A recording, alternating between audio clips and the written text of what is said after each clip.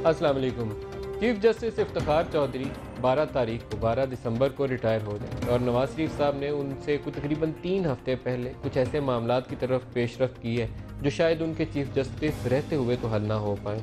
उसमें सरफहरिस्त मामला supreme court का एक ऑर्डर है जिसमें उन्होंने 3 नवंबर के इक़दाम को गैर आइनी करार दिया हुआ है। नवाज शरीफ साहब इसके ऊपर एक स्टेटमेंट हाउस के अंदर भी दे चुके थे, फिर इसके अलावा सुप्रीम कोर्ट में अटर्नी जनरल भी बयान जमा करवा चुके थे, लेकिन फिर लगा ये था कि शायद बैक ट्रैकिंग होगी। ये नवाज शरीफ साहब इस मामले को ज़्यादा छेड़ना नहीं चाहते।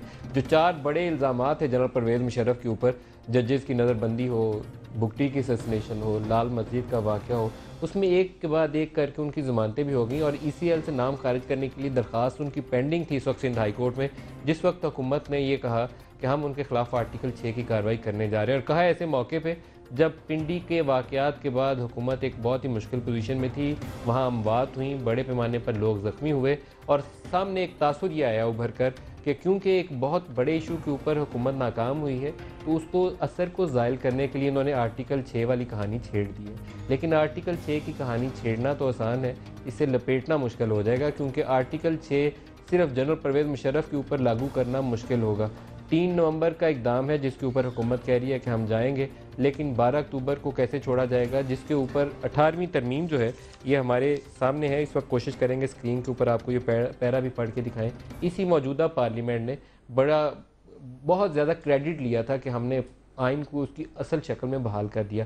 पीपल्स पार्टी और नून लीग, पीपल्स पार्टी की हुकूमत थी, नून लीग ने फुली सपोर्ट किया 18वीं तरमीम को पास करवाने में और कहा इन्होंने ये कि कोई भी वो ऐसी तरमीम जिसमें 14 अक्टूबर 99 वाला जो प्रोक्लेमेशन ऑफ एमरजेंसी का उनका ऑर्डर था वो भी शामिल है और उसके बाद जितने भी सुप्रीम कोर्ट या हाई कोर्ट के फैसले भी हैं वो सारे कहा कि ये गया 18वीं तरमीम के अंदर कि hereby declared as having been made without lawful authority and of no legal effect, कि उनका कोई कानूनी हैसियत उनकी है ही, वो उसमें LFO को भी शामिल कर दिया। तो अब 12 अक्टूबर 99 हो या 3 नवंबर 2007 हो, इसके ऊपर मियाँ साहब को फैसला लेना है। सुप्रीम कोर्ट को जो ख़त लिखा गया कि आप हाई कोर्ट के जजेस के पर मुश्तमिल एक कमीशन तश्कील दे दें, सुप्रीम कोर्ट ने हाई कोर्ट्स को ख़त लिखा कि एक जज नॉमिनेट कर दें। हाई कोर्ट्स के जवाब आ गए, 5 जजेस के नाम आ गए। सुप्रीम कोर्ट ने वो 5 नाम जो हैं दोबारा हुकूमत को दे दिए कि आप अपनी मर्ज़ी से इसमें से 3 जज चुन लीजिए, जो सीनियर मोस्ट आप चुनेंगे वो इस बेंच का सरबराह बन जाएगा। तो ये कहानी है, क्या हुकूमत मूव कर सकेगी जनरल परवेज़ मुशर्रफ के ख़िलाफ़?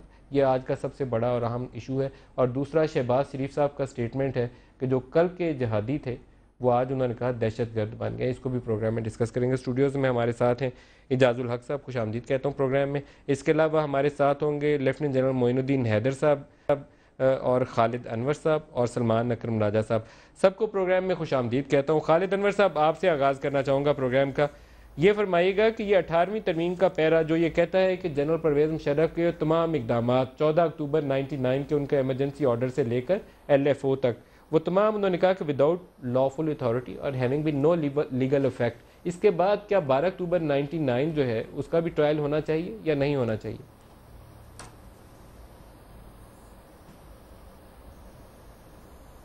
खालिद अनवर साहब,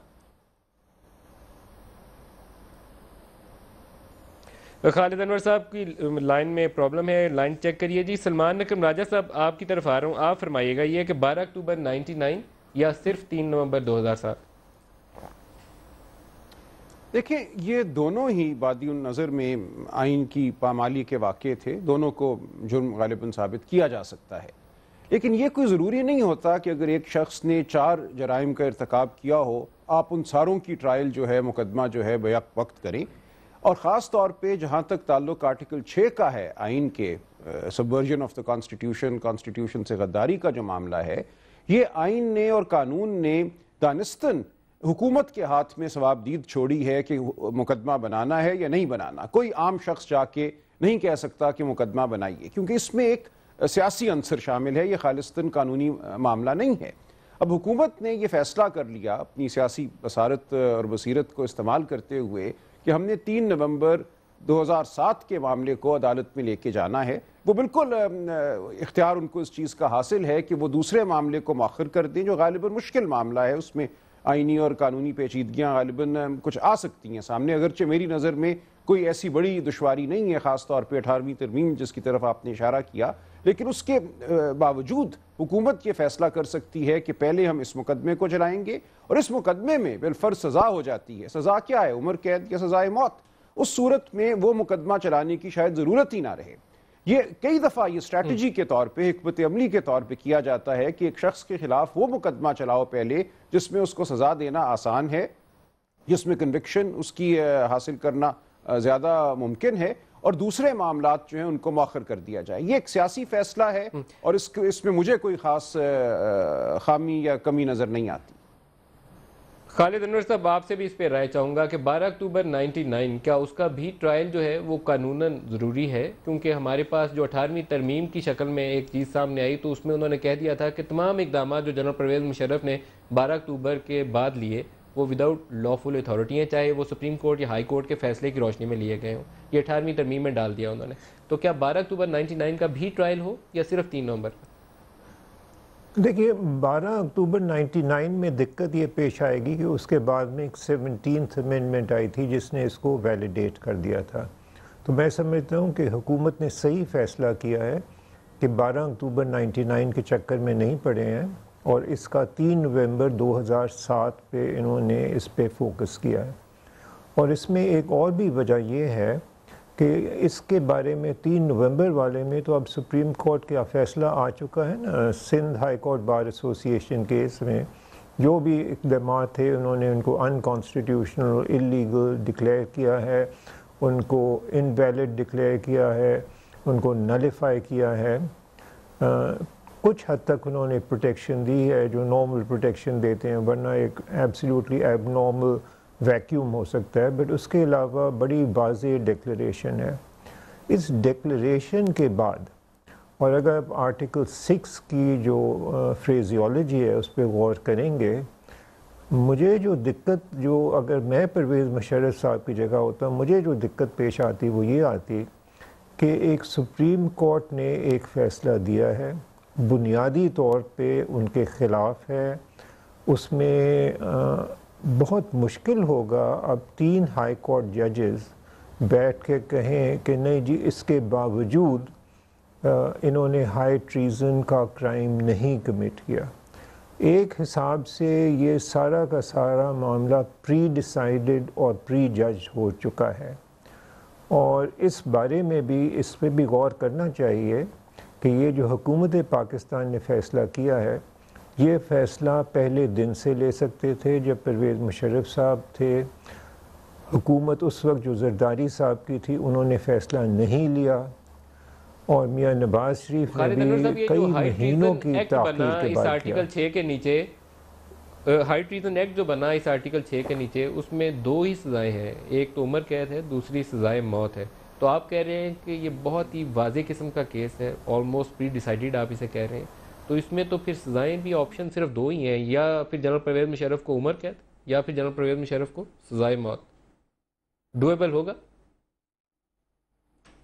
बिल्कुल आप सही कहते हैं, क्योंकि ये भी बहुत ही एबनॉर्मल है। हालांकि कभी कभी होता है, मिसाल के तौर पे यूनाइटेड स्टेट्स में कई कवानीन हैं जिसमें मिनिमम सेंटेंस है लाइफ इम्प्रिजनमेंट, तो इसमें लाइफ इम्प्रिजनमेंट भी है और डेथ भी है, ये दोनों ऑप्शंस हैं। तो क्योंकि देखिए, ये इस किस्म की एक बात बुनियादी तौर पे इंसान को समझ लेनी चाहिए, इस किस्म के जो मुकदमात होते हैं उनका काफ़ी हद तक असल में ये पॉलिटिकल होते हैं, ये पॉलिटिकल क्राइम्स होते हैं। देखिए, कॉन्स्टिट्यूशन को ओवरथ्रो करने का लीगल क्राइम भी है, बट ये जो कॉन्सेप्ट है पॉलिटिकल क्राइम का, इसको हमेशा याद रखना चाहिए। और आप देखेंगे पाकिस्तान में जो हुआ है ना, इतनी डिले के बाद जब ये फ़ैसला हुआ है, इससे ज़ाहिर होता है कि हुकूमत गौर कर रही थी। पहले जरदारी साहब ने अल्टीमेटली फ़ैसला किया हम प्रोसिक्यूट नहीं करेंगे, हालांकि उनके भी इल्म में था कि वो सुप्रीम कोर्ट की जजमेंट है, उनके सामने थी, उन्होंने फ़ैसला किया हम नहीं करेंगे। मौजूदा हुकूमत ने कई महीने की ताख़ीर के बाद ये फ़ैसला किया है, हालांकि इनको भी मालूम था पहले दिन से कि ये हो सकता है, और इन्होंने इस पर गौर भी किया होगा। और ये भी आप नोट कर लें कि ये कानून में जो 1973 का एक्ट है, क्या वजह है कि इसमें लिखा हुआ है कि सिर्फ गवर्नमेंट प्रोसिक्यूट कर सकती है? क्यों? देखिए, कॉन्स्टिट्यूशन को एब्रोगेट करना इतना सीरियस मामला है कि पूरी कौम में कोई भी इंसान खड़ा होकर कह सकता है जी ये मेरे लिए कॉन्स्टिट्यूशन बनी थी, इस कौम के लिए बनी थी, आर्मी का क्या हक था कि इसको ओवरथ्रो करे। लेकिन ये इख्तियार उनसे छीन लिया गया है, सिर्फ हुकूमत वक्त को दिया गया है। इससे भी एक इशारा है कि ये एक पॉलिटिकल क्राइम है। तो पॉलिटिकल क्राइम्स में और जो नॉर्मल क्राइम्स होते हैं, आपकी तरफ आता हूँ जनरल मोइनुद्दीन हैदर साहब, जो सज़ा है इसमें वो मामला थोड़ा सा हमें उस पर भी बात करनी चाहिए। वो एक उम्र कैद है या सज़ाए मौत है, और कोई बीच वाली सज़ा नहीं है। हमें खालिद अनवर साहब बड़ा दुरुस्त फरमा रहे हैं कि ये एक सियासी फ़ैसला हुकूमत ने लेना था कि ये केस मूव करना है या नहीं करना, लेकिन फॉर्मर आर्मी चीफ के हवाले से जब सज़ाए मौत या उम्र कैद की बात होगी तो फ़ौज का रद्दअमल क्या होगा? देखिए, इससे पहले कि मैं आपके सवाल का जवाब दूँ, मैं अर्ज़ करना चाहूँगा कि इस मुल्क में 3-4 दफ़ा जो है वो फ़ौज ने इक़्तिदार संभाला, आइन को तोड़ा, और चाहे वो 1973 से पहले सज़ा उसकी आइन में ना लिखी हो, लेकिन बहरहाल उसको फिर भी लोग कहते थे कि ये गासिब थे जिन्होंने, या डिक्टेटर थे। बाद में याह्या खान के ऊपर भी आइन से 73 के आइन से पहले उनके ऊपर इस तरह के रिमार्क्स दिए गए, या अयूब खान के ख़िलाफ़ भी कहा गया कि उन्होंने भी 62 के अपने आइन के तहत याह्या खान को हैंड ओवर कर दिया स्पीकर के बजाय। लेकिन असली बात जो है बेसिक चीज़ ये है कि हम कहते हैं कि एक मुल्क पे हुकूमत करने का हक़ आवाम के जो नुमाइंदे हैं, जो वोट लेकर आते हैं, उनको है, और इस पर फ़ौज को बढ़कर इक़्तिदार संभालना नहीं चाहिए। इससे मुल्क में पेचीदगियाँ पैदा होती हैं, इससे मुल्क में ओवरऑल जो अगर प्रोग्रेस और डेवलपमेंट होती है एक महज़ब सोसाइटी की, वो नहीं हो पाती। बेसिक क्वेश्चन ये है। और यहाँ पर ये जो अब परवेज़ मुशर्रफ साहब के लिए पहली दफ़ा ये आर्टिकल 6 को इस्तेमाल किया जा रहा है, उसकी बेसिक वजह यही है कि आइंदा डिस्करेज किया जाए कि कोई मिलिट्री का आदमी इस किस्म का एडवेंचरिज्म में ना पड़े और ना ऐसा काम करे। जनरल मोइन साहब, जब 73 के आइन में आर्टिकल 6 डाला गया था ना, तो उस वक्त तासुर यही था कि इसमें हम इतनी सख्त सजाएं देंगे तो इसके बाद किसी को सही है। मैं आपसे अर्ज कर रहा हूं, 1971 के बाद ये था कि आधा मुल्क चला गया, अब कोई मिलिट्री जनरल टेक ओवर नहीं करेगा, लेकिन 77 में फिर टेक ओवर हुआ, 99 में फिर टेक ओवर हुआ। आर्टिकल 6 का इतलाक होना चाहिए। बेसिक बात मैं आपसे कह रहा हूँ, बेसिक बात जो मैं आपसे कह रहा हूँ वो ये है कि बहुत से मुल्कों में फ़ौज इक़्तिदार टेक ओवर करती है और लंबे अरसे के लिए रहती है, लेकिन अब तमाम मुल्कों में आप देखिए, कोरिया की मिसाल देखिए, आप इंडोनेशिया की मिसाल देखिए, तुर्की की मिसाल देखिए, उन्होंने आइंदा के लिए इसका दरवाज़ा बंद करने के लिए जनरलों को ट्रायल भी किए, सज़ा भी दी है। अब आ जाते हैं जो आपका सवाल है कि भाई सज़ा मौत है, आर्टिकल 6 के तहत सज़ा, आपने कहा कि इसकी सज़ा मौत है या इसकी सज़ा उम्र कैद है, लेकिन ये भी एक ऑप्शन मौजूद होता है हुकूमत के पास और ख़ुसूसन सदर के पास कि वो चाहे तो किसी की भी सजाए मौत माफ़ कर सकता है। और नवाज शरीफ साहब बात की स्टेज है, पहले सजा होगी तो माफ़ी मिलेगी, अभी तो सजा नहीं हुई। बात की स्टेज है, वो बात की स्टेज है, लेकिन मैं कहता हूँ आप, लेकिन जनरल साहब आपने अभी बराह रास्त इस क्वेश्चन को एड्रेस नहीं किया। मौजूद होता है वो लास्ट स्टेज है सर, पहले कोर्ट से, सुप्रीम कोर्ट से जब अपील खारिज हो जाती है फिर आप सदर से माफी की दरख्वास्त करते हैं। लेकिन पहले मुझे ये बता दीजिए कि जनरल परवेज मुशर्रफ के ऊपर आर्टिकल 6 का इतलाक होना चाहिए, उस पनिशमेंट को इन्वोक करना चाहिए या नहीं करना चाहिए? देखिए, ये तो कोर्ट का काम है। कोर्ट अगर देखेगी कि शवाहिद मौजूद हैं, जो कि बाजार एक जजमेंट मौजूद है और 3 नवंबर के उनकी स्पीच मौजूद है जिसके अंदर वो कह रहे हैं कि मैं इमरजेंसी लगा रहा हूँ और जजेस बंद हुए, तो सबके सामने है ना। अब ये फैसला तो कोर्ट करेगा, मैं तो नहीं बीच में कह सकता कि ये कोर्ट ये करे तो ये कोर्ट वो करे। अगर उसके अंदर शवाहिद है तो जाहिर है कि उसके अंदर शवाहिद नजर आ रहे हैं कि बहुत ज़ाहिर मौजूद हैं जिस पे उनको सजा हो सकती है। शवाहिद हो तो सजा मिलनी चाहिए। ये भी मैंने कहा कि शवाहिद हो तो सजा होनी चाहिए।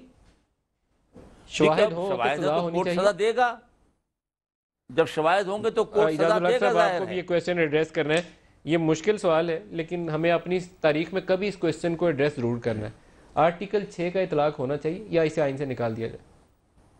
देखें, ये डाला गया था आइन में और इसको 1976 में जब ये कानून बना था, पहली बात तो इसको जिस तरह से लेकर चले गए हैं, और आपने भी कहा कि इस वक्त इसको ऐलान किया है इसका जबकि रावलपिंडी में कर्फ्यू हटा था और इतना बड़ा साने हुआ था कि पहली दफ़ा पाकिस्तान की तारीख में यहाँ तो ये हुकूमतें अगर सीरियस हैं तो मुझे मालूम नहीं, लेकिन लगता है कि इन्होंने ये सोच विचार किया होगा कि इसको हम ट्रायल करेंगे।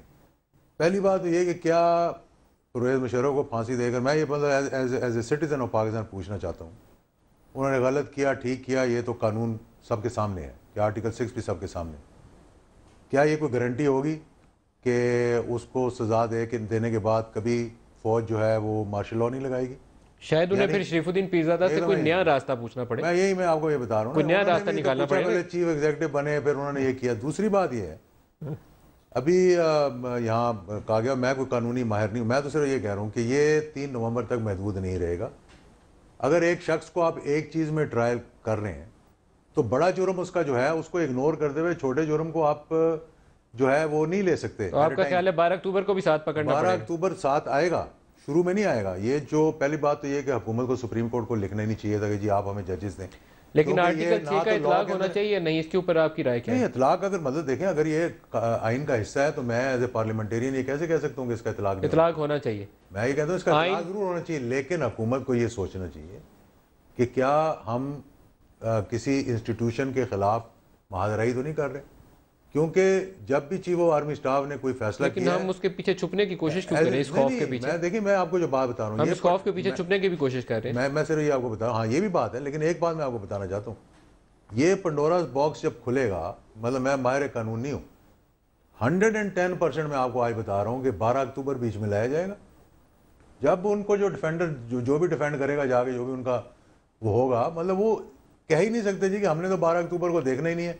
देखें, ये 17वीं तरमीम की बात की खालिद अनवर साहब ने, मैं इनकी बड़ा एहतराम करता हूँ और मैं समझता हूँ कि इनका जो लफ्ज़ है कानून के बारे में आखिरी लफ्ज़ है मेरे नज़दीक, क्योंकि इन्होंने हमारा 93 का जो केस लड़ा था उस वक्त से मैं इनका बड़ा मदा हूँ। लेकिन मैं ये कहता हूँ कि 18वीं तरमीम जब आई, आपने उस 12 अक्टूबर वाले इक़दाम के बाद जो कुछ भी कानूनी तौर पर हुआ उसको अनलॉफुल कर दिया, पहले पूरा उसके ऊपर। तो हाँ, तो ये 3 नवंबर उतना ही एक्सपोज्ड है जितना कि अब 12 अक्टूबर है। अब मैं आपको बताऊं, ये बात, ये अभी तो ये आपका कहना रुकेगा नहीं यहाँ तक, इस वक्त नहीं, अब बैटर्स साथ आएंगे। मैं ये कह रहा हूँ कि बैटर्स साथ आएंगे। और ये कब होगा मामला? ये चीफ जस्टिस की रिटायरमेंट के बाद। आप बैटर्स में शामिल हैं? जनरल नहीं, मैं तो उसमें था ही नहीं, मतलब 12 आप बच गए। मैं ना हुकूमत में था ना अपोजिशन में था। अच्छा, राजा साहब के पास एक दफा दोबारा जाएंगे। राजा साहब, उस वक्त की सुप्रीम कोर्ट का जो फैसला है, जहां बैटर्स का और 12 अक्टूबर के बाद के इकदाम का तज़किरा करते हैं, उसमें एक बहुत अहम चीज़ जो डिस्कस करने वाली है वो सुप्रीम कोर्ट का फैसला है। जस्टिस सईदुज़्ज़मा सिद्दीकी कल हमारे पास थे, उन्होंने कहा कि कोई आइनी इख्तियार नहीं था सुप्रीम कोर्ट को कि जनरल परवेज़ मुशर्रफ को 3 साल देते आइनी तरमीम के लिए। तो विदाउट लॉफुल अथॉरिटी और विदाउट एनी कॉन्स्टिट्यूशनल सपोर्ट उन्होंने ये काम किया, जिस सुप्रीम कोर्ट ने 3 साल जनरल परवेज़ मुशर्रफ को दिए। तो वो तो जनरल परवेज़ मुशर्रफ फिर जाके आर्ग्यू करेंगे कोर्ट के अंदर कि भाई आपकी सुप्रीम कोर्ट ने तो मुझे 3 साल दे दिए थे, आप क्यों पूछ रहे हैं? ये सवाल नहीं उठेगा क्या? नहीं, वो तो अगर मुकदमा बनेगा 12 अक्टूबर के हवाले से और 12 अक्टूबर 99 के बाद के जो इकदाम हैं, तब ये बात सामने आएगी ना। खालिद अनवर साहब ने भी फरमाया, मैं भी अर्ज करता हूं कि जरूरी नहीं है। सबसे पहला नुक्ता उठाएंगे राजा साहब। नहीं, ये कोई नुक्ता नहीं है। देखिए, उन्हें जवाब देना होगा 3 नवंबर 2007 के इकदाम के हवाले से कि वो आइनी थे नहीं थे, आइन की पामाली हुई थी या नहीं हुई थी। ये कहना कि हमने तो पहले भी एक दफ़ा पामाली की हुई है, आप उस बारे में हमें क्यों नहीं पूछते, ये कोई दिफा नहीं होगा। जो मुकदमा बनाया जाएगा उन्हें उस मुकदमे का जवाब देना होगा। ये नहीं एक मुलजिम कह सकता कि मैंने तो पहले भी 10 जुर्म किए हुए हैं, आप उनके बारे में मुझे क्यों नहीं पूछते। ये कोई दिफा नहीं होगा अदालती कार्रवाई के दौरान। उस जुर्म का रिलीफ उसे जिस अदालत ने दिया, उस अदालत के सामने तो आर्ग्यू करेंगे नहीं करेंगे। लेकिन मैं आपसे थोड़ी सी तकनीकी बात कर रहा हूँ कि आप पे जो इल्ज़ाम लगाया जाता है, जो फ़र्द जुर्म आयद की जाती है, आपने उसका जवाब देना होता है। ये आप नहीं कह सकते कि मेरे दीगर जराइम जो हैं उनके बारे में आप मुझे क्यों नहीं पूछ रहे। ये कोई दिफा नहीं होता। लिहाजा ये अखबारी खबर की खातिर मीडिया की या बेटर जो भी 3 नवंबर 2007 के जो बेटर हैं वो यकीनन उनके हवाले से भी बात होगी, उनके हवाले से भी मुकदमा कायम होगा, वहाँ तक तो बात दुरुस्त है। लेकिन 12 अक्टूबर 99 में ये अर्ज़ कर रहा हूँ कि एक मुख्तलिफ मामला है। उस हवाले से अगर मुकदमा बनाया जाएगा तो फिर जो बातें आप फरमा रहे हैं या एजाजुल हक साहब ने फरमाई वो रेलेवेंट होंगी। लेकिन अगर मामला सिर्फ मैं अभी खालिद अनवर साहब के पास भी जाऊंगा, उनसे भी पूछूंगा, लेकिन मैं पहले आपसे एक दफ़ा दोबारा दोहरा के पूछ लूँ। मुझे एक प्रोग्राम में SM जफर साहब ने बताया था कि 3 नवंबर से पहले 30 अक्टूबर को एक मीटिंग हुई थी जिसमें उनकी काबीना के भी कुछ लोग थे, खुद SM जफ़र साहब थे, जिसमें ये एमरजेंसी प्लस वाला मॉडल क्या होगा इसके ऊपर बातचीत हुई थी। शायद चौधरी शुजात साहब और शेख रशीद शाह साहब भी शायद उस मीटिंग का हिस्सा थे, अगर मैं गलत नहीं हूँ तो ये 3-4 नाम थे जो उन्होंने गिनवाए थे मुझे। तो फिर जब अबेटमेंट का तज़किरा आएगा तो फिर उस वक्त की लॉ मिनिस्ट्री, उस वक्त के कैबिनेट के वो वज़रा जो उनके साथ मशवरे में शरीक रहे, वो तो फिर सारे के सारे इसका हिस्सा बन जाएंगे। और वो लॉ इन्फोर्समेंट के अदारे जिन्होंने मदद की होगी जनरल परवेज़ मुशर्रफ की 3 नवंबर की एमरजेंसी के नफाज के लिए, वो तो सारे फिर अबेटमेंट में आ जाएंगे। जी बिल्कुल बन सकते हैं, जो कोई भी इसमें माविन था वो बन सकता है। मुशीर और माविन में थोड़ा सा फ़र्क होता है, मशवरा देने वाला तो मशवरा देते हैं, लेकिन अमली तौर पर कौन शामिल था इस फैसले के इतलाक़ में, वो यकीनन मावनीन की फहरिस्त में आएंगे, उनको बेटर करार दिया जाएगा। और जब चलान आएगा या अदालत के सामने जब मुकदमा रखा जाएगा तो उसमें ये तमाम बातें सामने आएंगी और ये तमाम लोग भी यकीनन सामने आएंगे। लेकिन मरकजी किरदार खालिद अनवर साहब, आप क्या कहते हैं, वो जो सुप्रीम कोर्ट का 12 अक्टूबर के बाद जनरल परवेज़ मुशर्रफ को 3 साल देना था, उसके ऊपर सवाल नहीं उठेगा या नहीं उठना चाहिए? मेरे ख्याल में उसके ऊपर सवाल उठना चाहिए। वो अजीबोगरीब मामला था कि कोर्ट एक मिलिट्री जनरल को कह रही है कि 3 साल आप आइन में तरमीम कर लें, आपको इख्तियार हासिल। देखिए जी, मेरी ज़ाती राय उस जजमेंट के बारे में ये है, और ये मैं आपसे अर्ज़ कर रहा हूँ, गालिबन आपके इल्म में नहीं है, क्योंकि मैं उस मुकदमे में था, कि ये 3 साल की बात गवर्नमेंट की तरफ से नहीं रिक्वेस्ट थी। ये शरीफुद्दीन पीरज़ादा साहब ने नहीं कहा था कि 3 साल चाहिए। शरीफुद्दीन पीरज़ादा साहब ने नहीं रिक्वेस्ट की थी सुप्रीम कोर्ट से कि जी आप चीफ मार्शल लॉ एडमिनिस्ट्रेटर या जो भी इनको कह लें, जनरल जो है आर्मी चीफ, इनको इख्तियार दें कि कॉन्स्टिट्यूशन को अमेंड कर दें। ये सुप्रीम कोर्ट ने अपनी तरफ घड़ी हैं ये दोनों पॉइंट्स, और ये बड़े अफसोस की बात है कि सुप्रीम कोर्ट ने ऐसा काम किया है जब गवर्नमेंट की तरफ से, शरीफुद्दीन पीरज़ादा साहब की तरफ से रिक्वेस्ट नहीं थी कि हमें 3 साल चाहिए या नहीं चाहिए। ये रिक्वेस्ट नहीं थी कि हमें इख्तियार दिया जाए कॉन्स्टिट्यूशन को अमेंड करने का। और एक बुनियादी वजह ये थी कि जब उन्होंने ये रिक्वेस्ट नहीं की, उसकी वजह ये थी, उनकी सारी जस्टिफिकेशन थी जी हालात इतने ख़राब थे कि ये एक्शन लेना लाजमी था। यानी वो चाहते थे कि जो एबनॉर्मल सिचुएशन है उसको, उसकी वजह से हमें जस्टिफिकेशन थी। लेकिन ये जस्टिफिकेशन कभी काफ़ी नहीं होती कि जी हम 3 साल और इलीगल काम करेंगे और अनकॉन्स्टिट्यूशनल काम करेंगे और एक वाहिद शख्स को इख्तियार दिया जा रहा है। सुप्रीम कोर्ट ने खालिद अनवर साहब किस आईनी इख्तियार के तहत उन्हें 3 साल दिए? क्या उसमें कोई आईनी इख्तियार था या गैर आईनी फैसला था?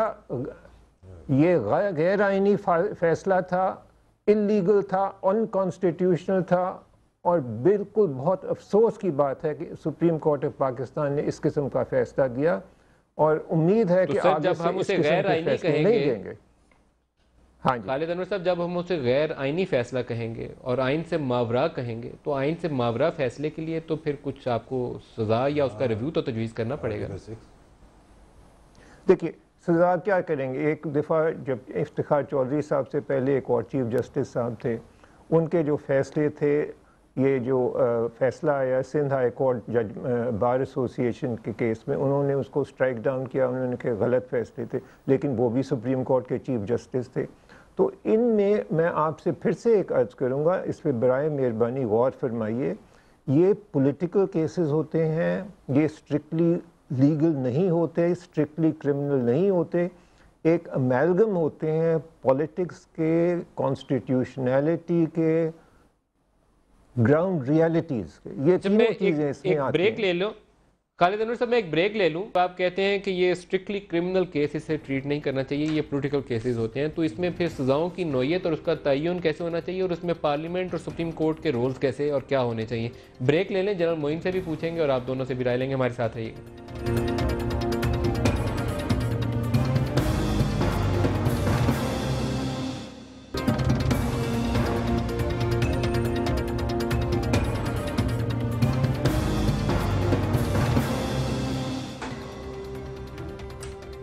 प्रोग्राम में एक दफ़ा फिर खुश आमदीद कहते हैं। अभी जब हम ब्रेक में थे तो पाकिस्तान के former vice chief of air staff air marshal Arshad Chaudhry साहब का मैसेज आया।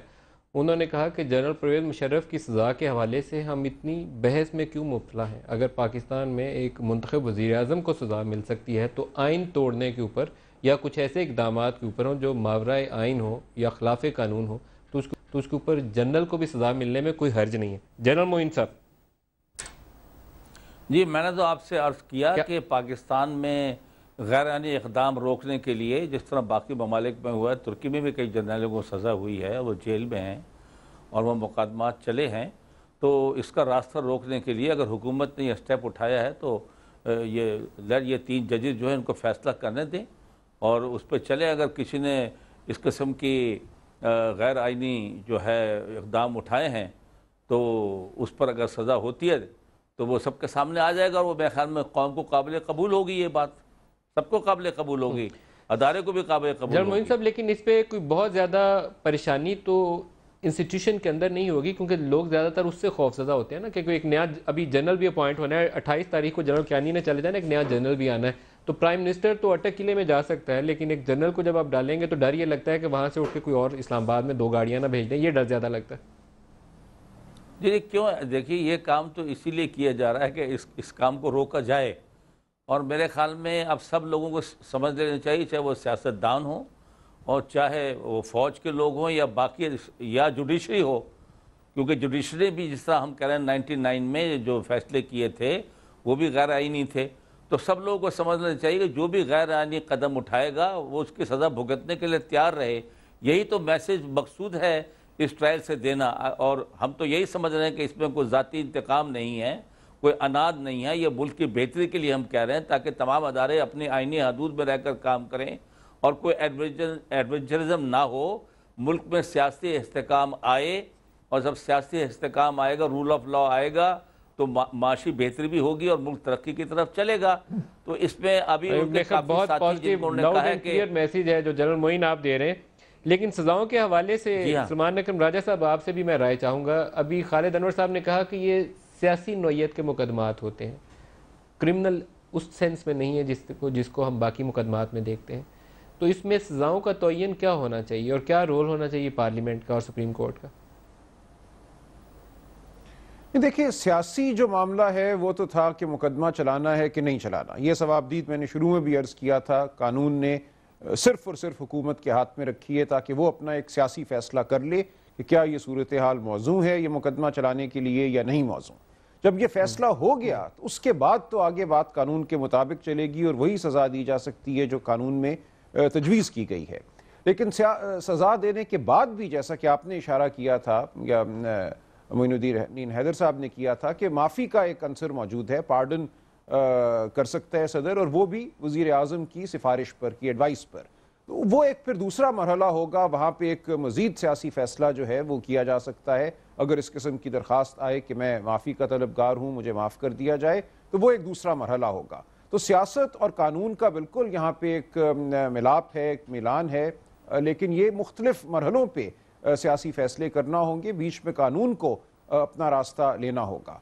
कानून के लिए शहादत आएगी, गवाही आएगी, जज साहिबान फैसला करेंगे कि सज़ाए मौत देना है या उम्र कैद देनी है और उसके बाद फिर अगर माफ़ी मांगी जाती है या माफ़ी का फ़ैसला होता है, वज़ीर आज़म की सिफारिश आती है, तो वो एक अगला सियासी मरहला होगा। दुरुस्त है। इजाज़ुल हक साहब, यहाँ पर जनरल मोइन साहब की तरफ से, एयर मार्शल अरशद चौधरी साहब की तरफ से और हमारे 2 बड़े ही नामी ग्रामी लीगल एक्सपर्ट्स की जानिब से एक अच्छा लाउड एंड क्लियर मैसेज है कि वो रास्ता रोकने के लिए मार्शल लॉ का ये काम कर गुजरना चाहिए। लगता नहीं है आपको कि इट्स अ गुड टाइम जब पूरी कौम से एक आवाज़ आ रही है तो कर लें एक दफ़ा, फिर माफ़ी तलाफ़ी कर लीजिए, नाउ 16 तक जाइए। इसके खिलाफ कोई भी नहीं है। ये पार्लियामेंट में भी जिस दिन हुकूमत ने ख़त लिखा सुप्रीम कोर्ट को, लेकिन इसमें सुप्रीम कोर्ट का पहली बात है इसका किरदार कोई नहीं है। इवेंचुअली सज़ा का तयन तो वो ट्रिब्यूनल शायद कर दे, लेकिन उसका जो ऑथेंटिकेट करना है उसको पार्लियामेंट ने करना है। आप यहाँ पे पार्लियामेंट को बिल्कुल इग्नोर ही कर रहे हैं। यानी ये सारी चीज़ें पार्लियामेंट के जरिए होनी चाहिए थी। ये जो ट्रिब्यूनल बना है होनी चाहिए थी या लॉ ये कहता है? नहीं, लॉ ये कहता है, मतलब जो लॉ है इसका आर्टिकल 6 का, जो आप 1976 का जो लॉ है उसमें सुप्रीम कोर्ट का कोई किरदार नहीं है। आप हुकूमत जो है वो लिखेगी chief justice of high courts को कि आप अपने नुमाइंदे हमें दें। इसमें chief justice of supreme court का काम कोई नहीं है। नहीं तो नाम तो ले लिए ना, कोर्ट के जरिए ले लिए, ट्रिब्यूनल नहीं, तश्कील मैं ये कह रहा हूँ कोर्ट के जरिए आपने लिए, लेकिन फिर भी ये कंट्रोवर्शियल बात बन सकती है, आपने खुद क्यों नहीं किया? ये हुकूमत का काम था, लॉ मिनिस्ट्री लिखती है उनको। मतलब आप आज उन्होंने लॉ मिनिस्ट्री को नाम भिजवा दिए सुप्रीम कोर्ट ने कि ये 5 जज हैं, हाई कोर्ट में भेजें, आप पिक कर लीजिए। वो कर लिया, उन्होंने प्रोसीजर फॉलो कर लिया। दूसरी बात जो ये करने की जरूर मैं समझता हूँ वो एक्सपोज है, 3 नवंबर पे भी एक्सपोज है, 12 अक्टूबर पे भी एक्सपोज है। अब मैं एक सवाल पूछना चाहता हूँ, हमारे कानूनदान यहाँ बैठे हुए, एक शख्स का आप ट्रायल कर रहे हैं, अब आपने कहा जनाब इसने डाका डाला है, इसका हमने ट्रायल करना है, और वो ट्रायल आप करने जा रहे हैं और आपको पता होगा इसने पहले खून भी किया हुआ है, तो क्या आप उसको इग्नोर कर देंगे और सिर्फ डाके पे जाएंगे? मैं ये पूछना चाहता हूँ कि भाई एक छोटा क्राइम है, एक बड़ा क्राइम है। डाका और खून ने मिसालें आपने बड़ी खतरनाक दी। मैं ये कह रहा हूँ, मतलब मैं ये बात कर रहा हूँ ना, मैं ये इसको महदूद कर रहे हैं 3 नवंबर पे। क्यों कर रहे हैं 3 नवंबर पे? कि कुछ ऐसे लोग बीच में आ जाएंगे जिनको वो नहीं लाना चाह रहे अभी फिलहाल, हो सकता है 12 दिसंबर के बाद इसको ले आए। नहीं, जैसे खालिद अनवर साहब ने कहा कि ये सुप्रीम कोर्ट ने जो कुछ किया था उसमें जो जजेस थे, जो चीफ जस्टिस थे, उन्होंने कहा कि ये मारवाया आइन था, मतलब ये कुछ कानून नहीं था। साहब उस बेंच का हिस्सा थे, जो आप बात कहना चाह रहे हैं। ये बता रहा हूँ, ये तो सारी कौम को मालूम है ना, लेकिन शरीफुद्दीन पीरजादा साहब ने उनको कहा, मांगा भी नहीं उनसे, तो उन्होंने कहा जो अभी 3 साल तुम्हें। खालिद अनवर साहब, मैं समझा नहीं जी आपका सवाल क्या, आप इसको आपको ज्यादा खालिद अनवर साहब, इजाजुल हक साहब आपसे पूछ रहे हैं कि जब एक मुजरम पकड़ा जाए और एक ने उसने डकैती की और एक कत्ल किया हो, तो आप सिर्फ डकैती की सजा देंगे, कत्ल माफ कर देंगे? ये उनका सवाल है बराह रास्त साहब से। देखिए, ये तो अगर जो एजाज साहब की बात है ना, कॉमन सेंस को तो अपील करती है, लेकिन टेक्निकली ये बात सही इसलिए नहीं है कि मिसाल के तौर पे एक आदमी पकड़ा जाता है चोरी करता है, या कराची में बहुत से लोग हैं जिनके बारे में कहते हैं कि उन्होंने 50 लोगों को कत्ल किया, 40 को किया, सीरियल किलर्स हैं, लेकिन उनके खिलाफ मुकदमा एक ही केस में होता है और उस केस में ये डिफेंस नहीं होती कि जी मैंने 39 या 40 और मुकदमात में भी कत्ल किए थे। क्योंकि अगर इंसान कोई इस किस्म की बात कर दे तो फ़ौरन हुकूमत उसके ऊपर उन बाकी केसेस के बारे में भी मुकदमा कर सकती है और कहती है आपने तो एडमिट किया है कि आप गिल्टी हैं, चलिए इसमें हम आपको सज़ा दे दें। तो इस किस्म की डिफेंस कोई लीगल टीम लेती नहीं है, तो ये इन प्रैक्टिकल बात है, ये कभी होगी नहीं। जो आपका सवाल था ना, अच्छा खालिद अनवर साहब, एक और यहाँ बात हुई थी, इजाजुल हक साहब ने कहा कि ये जो सज़ा का तयन है ये तो ट्रिब्यूनल करेगा, लेकिन उसकी हतमियत जो है, उसकी फाइनलिटी जो है वो पार्लियामेंट की मंजूरी से होती है। इसकी वजाहत कर दीजिएगा, क्या ट्रिब्यूनल सज़ा हतमी होगी या उसके बाद के स्टेप्स हैं? नहीं, देखिए ना, ये तो होती है ना कि उसके बाद पार्लियामेंट में नहीं जाता, ये तो प्रेसिडेंशियल पार्डन होता है ना, जो आर्टिकल 45 के तहत होता है, जो प्राइम मिनिस्टर की एडवाइस पे होता है।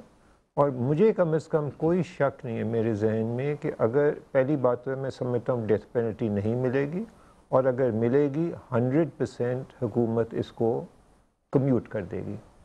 देखिए, इस हुकूमत ने, पहली हुकूमत में तो इतनी भी हिम्मत नहीं थी कि वो प्रोसिक्यूट करें। इस हुकूमत ने भी बिल्कुल इलीगल और अनकॉन्स्टिट्यूशनल काम किया कि इन्होंने कहा कि जी हम सुप्रीम कोर्ट का सहारा लेते हैं। क्यों? ना 1973 एक्ट में है, ना आर्टिकल 6 में है।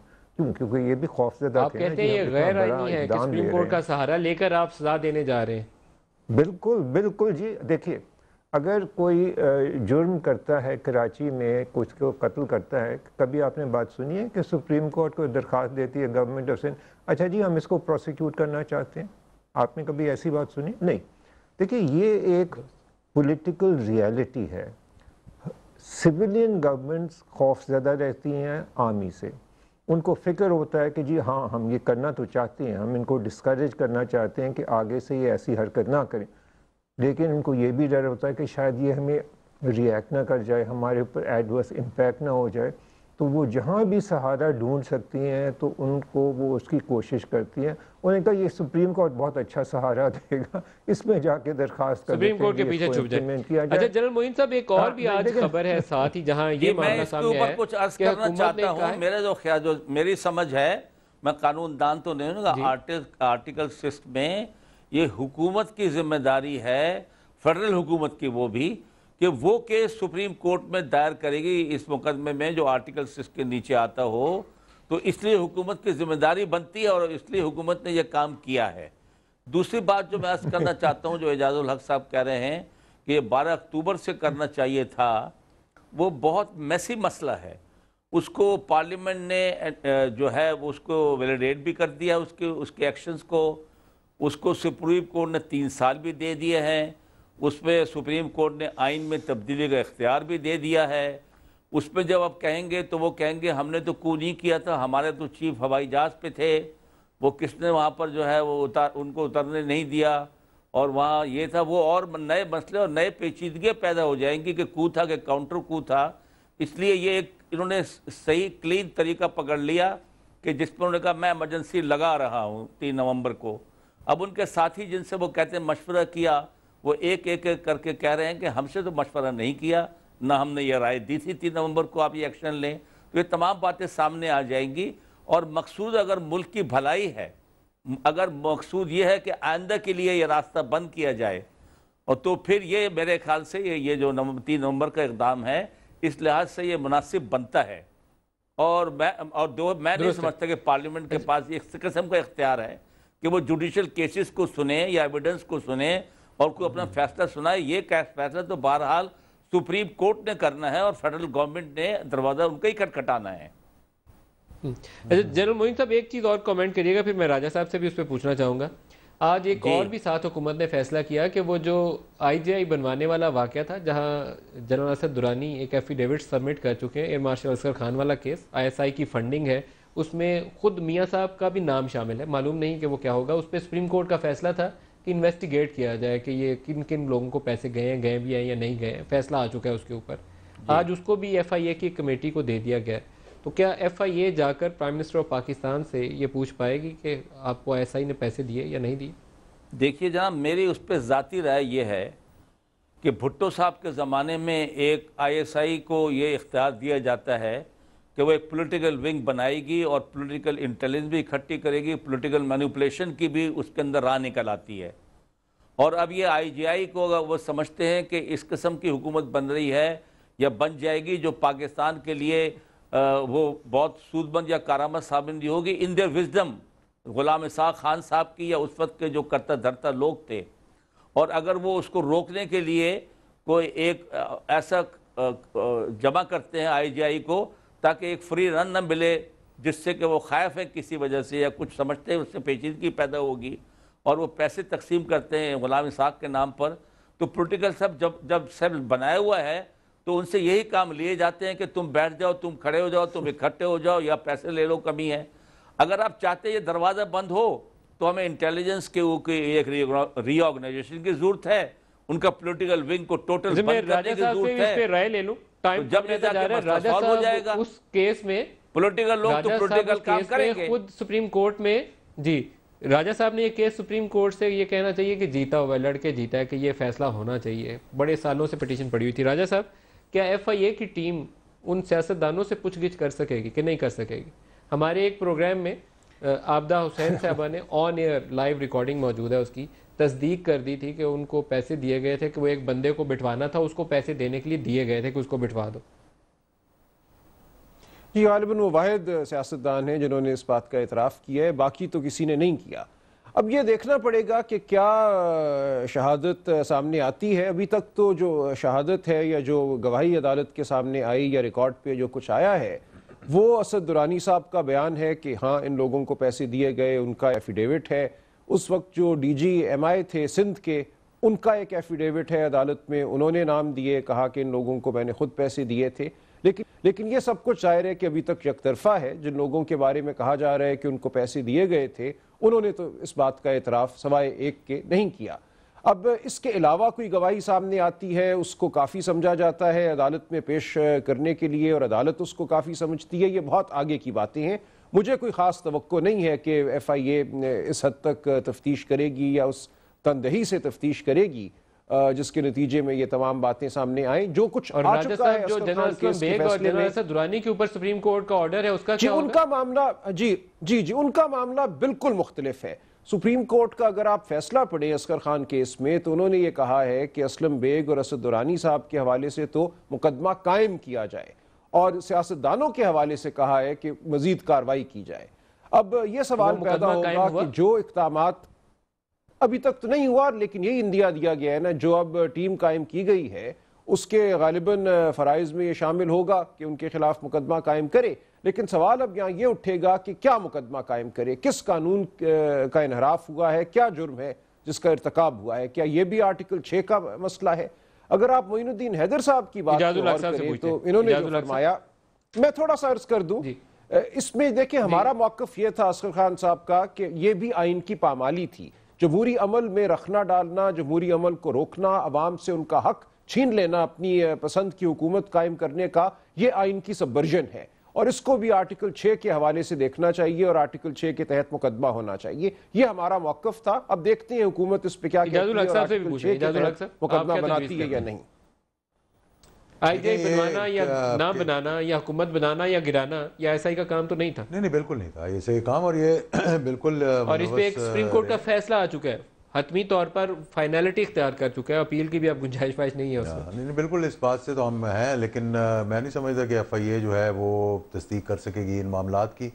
बेसिकली ये सारे पॉलिटिशियंस को इससे निकाल दिया जाए और जिन्होंने पैसे दिए उनको पकड़ लिया। उन्होंने तो एफिडेविट दिया ना, साइन करके कबूल किया कि हमने कहा ना कि हमने दिए पैसे, लेकिन अब वो तो प्रूव नहीं कर सकते कि मुझे दिए या आप किसी और को दिए। ये तो FIA का काम है ना, प्रूव करे। अब जाके मियां साहब से भी पूछे और बाकी लोग जिनके नाम है, मीडिया के भी लोगों के नाम है, वो तो डिनाई कर चुके हैं ना, मियां नवाज शरीफ डिनाई कर चुके हैं, बाकी पॉलिटिशियंस जो है वो। तो इन्वेस्टिगेशन सिर्फ डिनाइल पे जाएगी, इन्वेस्टिगेशन। नदीम साहब, मेरा भी एक छोटा सा सवाल है, क्लैरिफिकेशन एक छोटी सी मेरी तरफ से भी है जी।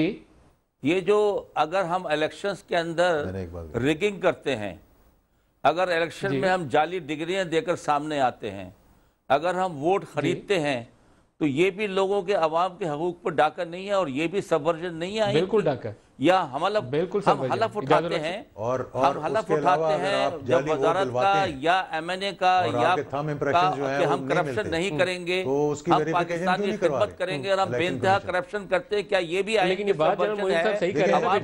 डाका है कि नहीं है? सही बात है, ये डाका है, बहुत बड़ा डाका है। इस इलेक्शन में तो हमने कहा था और मैं समझ रहा था कि मौजूदा हुकूमत जो है, जैसे कि इंटीरियर मिनिस्टर ने कहा कि हम 40 या पता नहीं 60 हल्कों का करवाएंगे, वो 3 का हुआ और उसी पे मेरे ख्याल में एक बहुत बड़ा सवालिया निशान आ गया। बाकी हल्कों का भी करवाना चाहिए। मैं समझता हूं आपका ख्याल है डाका पड़ा है इस पे कि नहीं पड़ा? नहीं, बिल्कुल डाका पड़ा, कोई शक नहीं। खालिद अनवर साहब, लास्ट डाके सब तरफ से पड़ सकते हैं, एक तरफ से नहीं है, मतलब सही है।